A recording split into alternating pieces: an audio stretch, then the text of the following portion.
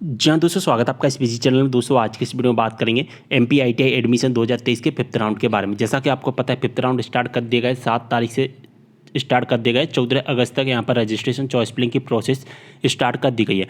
लेकिन दोस्तों यहाँ पर हम बात करते हैं कि फिफ्थ राउंड में हमें चॉइस फिलिंग किसे करना है और किसे नहीं करना। काफ़ी स्टूडेंट के मन में डाउट है कि हम चॉइस फिलिंग करें फिफ्थ राउंड में या हम चॉइस फिलिंग नहीं करें। सारी जानकारी मैं आपको बताऊंगा वीडियो के माध्यम से। वीडियो को शेयर कर देना सभी के साथ में, कोई भी डाउट हो कमेंट करें। चलिए ऑफिशियल नोटिफिकेशन की तरफ चलते हैं। तो दोस्तों ऑफिशियल नोटिफिकेशन में अगर जब हम आते हैं फिफ्थ राउंड के बारे में अगर हम देखते हैं तो यहाँ पर क्लियर मेंशन किया गया है कि 7 से 14 अगस्त के बीच में हमारा क्या होगा, हमारा यहाँ पर चॉइस फिलिंग किया जाएगा। यहाँ पर क्लियर मेंशन किया गया है कि इच्छित संस्थाओं व्यवसायों की प्राथमिकता क्रम का चयन करना। ठीक है, चाहे मध्य प्रदेश के स्टूडेंट हो चाहे मध्य प्रदेश के बाहर के स्टूडेंट हो, सभी को यहाँ पर चॉइस फिलिंग करना है 7 से 14 अगस्त के बीच में। अब दोस्तों यहाँ पर बात आती है कि चॉइस फिलिंग आखिर किसी करना है और आखिर किसी नहीं करना है। तो दोस्तों जब आप इस पैरा में आते हैं, नोटिफिकेशन के यहाँ पर सेकंड नंबर के पैरा में आते हैं, तो यहाँ पर क्लियर मेंशन किया गया है कि पूर्व में रजिस्टर्ड आवेदक जिन्हें कोई भी संस्था या ट्रेड में अलॉटमेंट नहीं हुआ, उनकी पूर्व की चॉइस फिलिंग यथावत रखी गई है।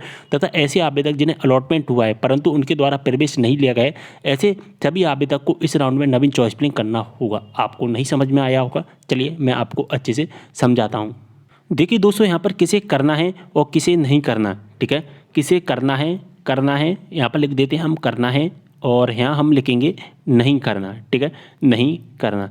तो दोस्तों करना किसे है और किसे नहीं करना। दोस्तों यहाँ पर उस नोटिफिकेशन में क्लियर मेंशन किया गया था कि ऐसे आवेदक जिन्हें इस राउंड से पहले यानी कि फिफ्थ से पहले कौन सा राउंड हुआ था, फोर्थ राउंड, अगर फोर्थ राउंड में आपको कॉलेज मिला, ठीक है, आपको क्या हुआ, आपको कॉलेज मिला, आपको कोई भी कॉलेज मिला और आपने उस कॉलेज में एडमिशन नहीं लिया, आपको कॉलेज मिला और आपने क्या किया, आपने उस कॉलेज में एडमिशन नहीं लिया। अब एडमिशन ना लेने का कोई भी रीज़न हो सकता है, चाहे आपकी मनपसंद का कॉलेज या आपकी मनपसंद की ट्रेड नहीं हो। अगर आपको कॉलेज मिला और एडमिशन नहीं लिया तो सीधी सी बात है, यहाँ पर आपको चॉइस फिलिंग करना पड़ेगा। ठीक है, आपको क्या करना है, यहाँ पर आपको अब चॉइस फिलिंग करनी ही पड़ेगी। ठीक है, अगर आप यहाँ पर चॉइस फिलिंग नहीं करोगे तो फिर आपका फिफ्थ राउंड की मेरिट लिस्ट में नाम नहीं आएगा। समझ में आ गया। करना किसे है कि एडमिशन नहीं लिया आपने फोर्थ राउंड में और आपको कॉलेज मिल भी गया था लेकिन आपने एडमिशन नहीं लिया, तो यहाँ पर चॉइस फिलिंग करना पड़ेगा। क्योंकि आपकी जो पहले की जो चॉइस फिलिंग थी यानी कि जो फोर्थ राउंड वाली जो चॉइस फिलिंग थी वो सारी की सारी चॉइस फिलिंग क्या कर दी है, डिलीट कर दी गई है। ठीक है, फोर्थ राउंड वाली चॉइस फिलिंग डिलीट कर दी गई है। केवल उन छात्रों की डिलीट की गई है जिन छात्रों को कॉलेज मिला था और उन्होंने एडमिशन नहीं लिया।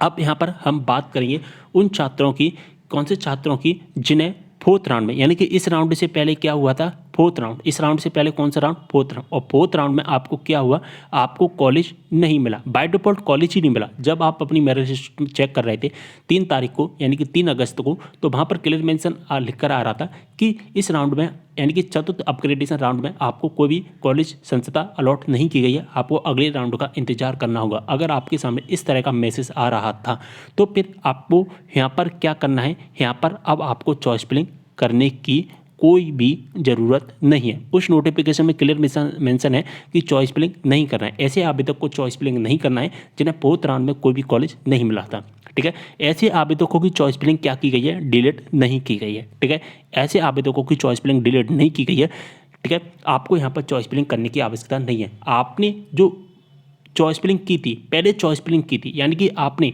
थर्ड राउंड में, आपने जो थर्ड राउंड में चॉइस फिलिंग की है वही आपकी चॉइस फिलिंग अब काम करेगी थर्ड राउंड वाली। क्योंकि इससे पहले चॉइस फिलिंग कब की गई थी, थर्ड राउंड में, तो थर्ड राउंड वाली चॉइस फिलिंग यहाँ पर फिफ्थ राउंड में काम कर जाएगी।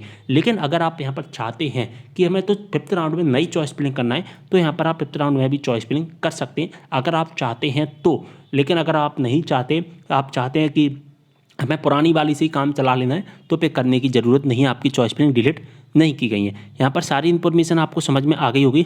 चलिए एक बार और मैं बता देता हूँ। देखिए फोर्थ राउंड में आपको कोई भी कॉलेज मिल गया था, ठीक है, आपको कोई भी कॉलेज मिल गया था लेकिन आपने उस कॉलेज में एडमिशन नहीं लिया था, तो फिर आपको यहाँ पर चॉइस फिलिंग करना है। क्योंकि आपकी फोर्थ राउंड वाली जो चॉइस फिलिंग आपने जो थर्ड राउंड में चॉइस फिलिंग की थी वो थर्ड राउंड वाली चॉइस फिलिंग डिलीट कर दी गई है। लेकिन ऐसे आवेदक जिन्हें फोर्थ राउंड में कोई भी कॉलेज नहीं मिला था, ठीक है, कोई भी कॉलेज नहीं मिला था, तो फिर यहाँ पर आपको चॉइस फिलिंग करने की आवश्यकता नहीं है। आपकी थर्ड राउंड वाली चॉइस फिलिंग काम कर जाएगी। लेकिन अगर आप चाहते हैं कि हमें नई चॉइस फिलिंग ही करना है तो फिर आप यहाँ पर फिफ्थ राउंड में नई चॉइस फिलिंग कर सकते हैं। ये आप पर डिपेंड करता है। लेकिन ये वाले जो स्टूडेंट हैं उनको तो यहाँ पर करना ही करना पड़ेगा। नोटिफिकेशन में क्लियर मेंशन किया गया है। चाहे तो आप नोटिफिकेशन का यहाँ पर दूसरे नंबर का यहाँ पर पैरा पढ़ सकते हैं, मैंने यहाँ पर हाईलाइट किया है, इस पैरा को भी आप पढ़ सकते हैं। इसमें क्लियर मेंशन किया गया है कि पूर्व में रजिस्टर्ड आवेदक जिन्हें कोई भी संस्था या ट्रेड में अलॉटमेंट नहीं हुआ है उन्हें पूर्व की चॉइस फिलिंग यथावत रखी गई है, लेकिन ऐसे आवेदक जिन्हें अलॉटमेंट हो गया था परंतु उनके द्वारा प्रवेश नहीं लिया गया था तो ऐसे सभी आवेदकों को नवीन चॉइस फिलिंग करना है। अब नवीन चॉइस फिलिंग करने का यहाँ पर चार्ज कितना रखा गया है, यहाँ पर 50 रुपये का नवीन चॉइस फिलिंग करने का चार्ज रखा गया है। सारी जानकारी आपको समझ में आ गई होगी, वीडियो को शेयर कर देना है। और ये सारा काम आपको कब तक करना है, 7 से 14 तारीख के बीच में करना है, इस बात का भी विशेष ध्यान रखना है आपको, ठीक है।